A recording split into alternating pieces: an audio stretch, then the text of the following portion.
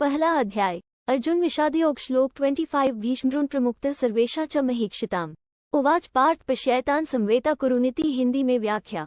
इस श्लोक में संजय वर्णन कर रहे हैं कि कैसे भगवान श्री कृष्ण ने अर्जुन का रथ युद्ध भूमि के बीचों बीच लाकर खड़ा किया। भगवान कृष्ण ने रथ को विशेष रूप से भीष्म, द्रोणाचार्य और अन्य महान योद्धाओं के सामने रोका।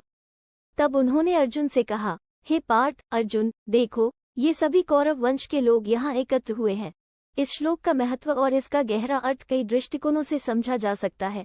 युद्ध की तैयारी। भगवान कृष्ण द्वारा अर्जुन को युद्धभूमि के बीच लाकर खड़ा करने का मतलब है कि वे उसे अपने विरोधियों का सामना करने और उनकी ताकत का मूल्यांकन करने के लिए तैयार कर रहे हैं।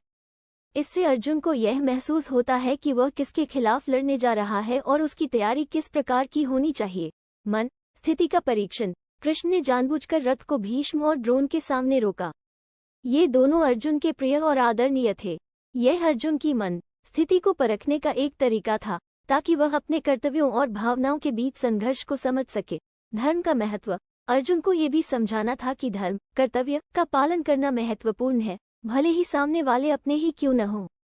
भीष्म और द्रोण उसके गुरु और परिवारजन थे, लेकिन उनके खिलाफ युद्ध धर्म और न्याय के लिए आवश्यक था। कृष्ण का नेतृत्व।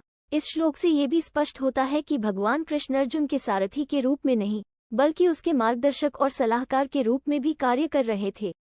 वे उसे सही दिशा में सोचने और निर्णय लेने के लिए प्रेरित कर रहे थे। युद्ध की अनिवार्यता। कृष्ण ये दिखाना चाहते थे कि यह युद्ध केवल पारिवारिक विवाद नहीं है, बल्कि धर्म और अधर्म के बीच का संघर्ष है। अर्जुन को ये समझना था कि उसकी भूमिका एक योद्धा के रूप में कितनी महत्वपूर्ण है और उसे अपनी जिम्मेदारी को समझते हुए कार्य करना है। निष्कर्ष। भगवद गीता का ये श्लोक अर्जुन की मानसिक और भावनात्मक स्थिति को दर्शाता है और भगवान कृष्ण के मार्गदर्शन को भी उजागर करता है। कृष्ण द्वारा अर्जुन को युद्धभूमि के मध्य में लाना और महत्वपूर्ण योद्धाओं को दिखाना एक रणनीतिक कदम था, जिससे अर्जुन अपनी जिम्मेदारियों को समझ सके और धर्म के मार्ग पर अग्रसर हो सके।